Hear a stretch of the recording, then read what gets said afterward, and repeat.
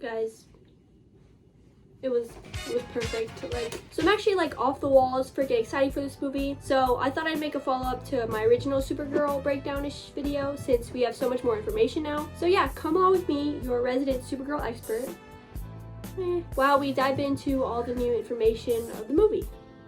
Wanted to give you all something, a special sneak peek of our next big adventure, SUPERGIRL.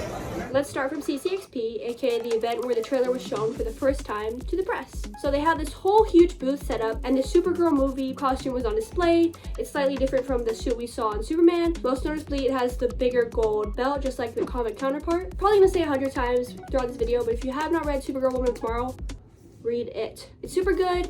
It's what the movie's gonna be based on. It's literally free to read online. Anyway, there was also a jukebox guests could use to play some DC songs like Punk Rocker from Superman or Call Me by Blondie, which is why people suspected it was gonna be used in the trailer in the first place. But the song Dance This Mess Around by the B-52s was also an option too. So I feel like that's a pretty clear indication that it'll also be in the movie. And while I'm editing this, Millie Alcock did just post a picture with that song, so... People also reported hearing the song The Girl from Ipanema around the booth being played over and over, so I wouldn't be surprised if that one was also in the movie. The director of Supergirl, Craig Gillespie, similar to James Gunn, loves a good needle drop in his movie. I don't think there's a good 10 minutes in Cruella that doesn't have a song playing. I do trust him. I mean, he did make I, Tonya. I think he's gonna cook on this. And the last new thing we saw from the booth is this new alien guy in a popcorn machine. So I hope he's in the movie because he's cute and the movie is very alien-centric. Actually, that's not the last thing we saw. We also did see Timothée Chalamet losing his mind next to the booth, so there's that. On Wednesday, DC had a huge billboard in Times Square with a countdown, which made me absolutely lose my mind and spend way too much time looking at New York Times Square live streams. Right before the countdown ended though, DC dropped the first poster, which included the tagline Truth, Justice, Whatever. A pun on the classic super family Truth, Justice, and a Better Tomorrow, which was formerly Truth, Justice, and the American Way. In the post though, DC also included a short snippet of the film's score. We also learned the composer of the movie is going to be Ramin Djawadi. Did anyone else instantly recognize that name because they used to constantly bump the Uncharted soundtrack? Just me? Okay, sorry. No, but he's actually a really great composer. He worked on the original Iron Man and also House of the Dragon, so yeah, he gets to team up with Millie Alcock again. Once the countdown ended, we got the teaser for the teaser, and I literally lost my mind. This is a formal apology to all my friends who had to listen to me lose my mind about this movie the last few days and months. Sorry. Speaking of the teaser, let's talk about it. The trailer, let's get into it. So the YouTube version starts out with a countdown, which also includes the music from the movie's score that we saw on the Instagram. Guessing they included this countdown so we'd have a chance to hear it since it's not used in the trailer. So we first see Kara's room. It's pretty messy, but who am I to judge? You know what, while we're on the topic of rooms, let me address an elephant in the room. Yes, I have a Frozen 2 poster on my wall. Yes, it was free. I thought it would be cool to have. What are you gonna do about it? I also have Spider-Man everywhere, so wait.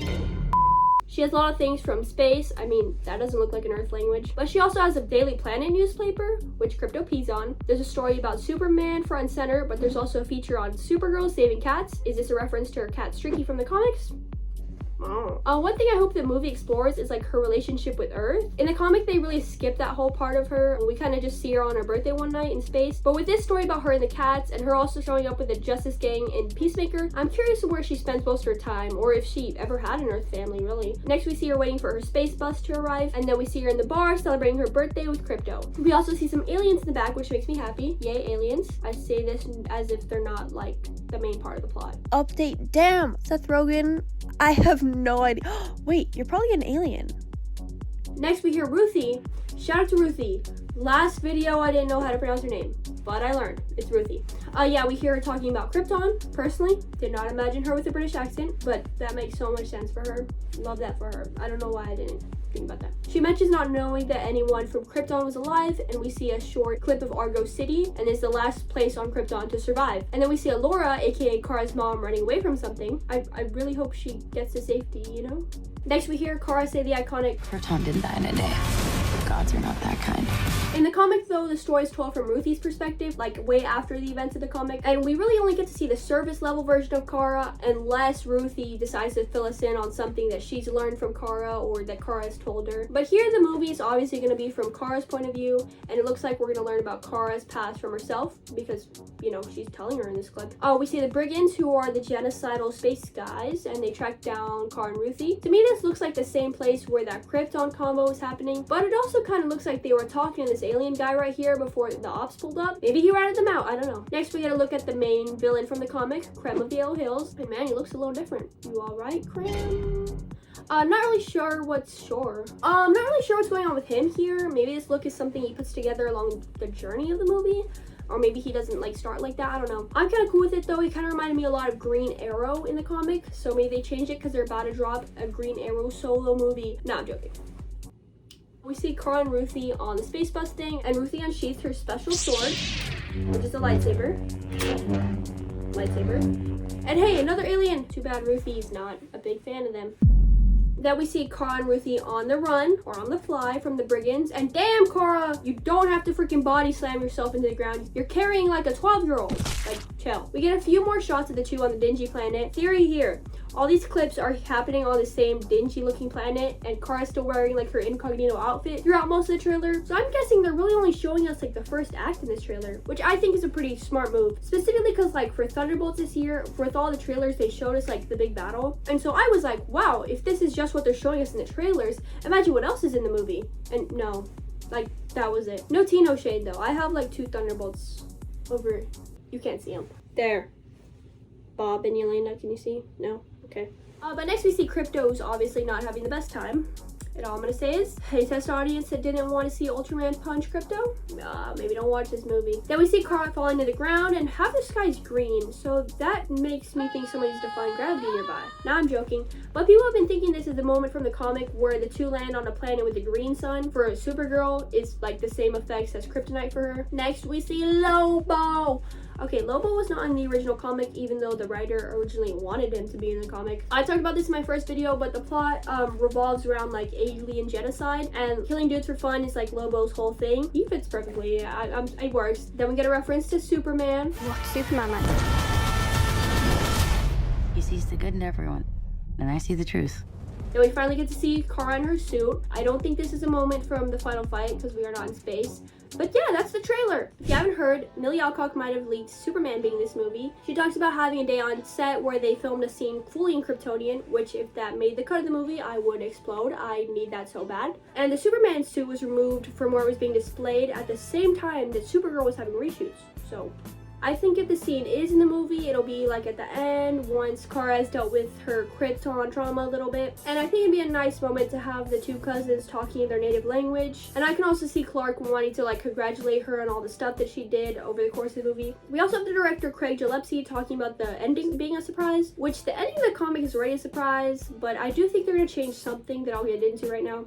There's no way around this, so comic spoilers ahead. If you care, skip ahead a little bit because I have to talk about it. So after Kara decides to not kill Krem, and we find out she really only came on this journey to help Ruthie with her need for revenge, and not actually because Krypto is in any actual danger, which of course they're going to keep that part in. It's like the whole heart of the story. Hello. After that, there's a sort of epilogue about 70 years in the future, where Ruthie is now old and she's published her book about her time with Supergirl, which is the comic that we've been reading this whole time. And they finally kill Krem, who had been in Magic Space Jail since the last time we saw them. Yeah, no chance they're keeping that. And I'm okay with that. I feel like you can't do a whole Kara healing her past trauma by making sure Ruthie doesn't fall down the same path as her, and then just be like, no, you know what?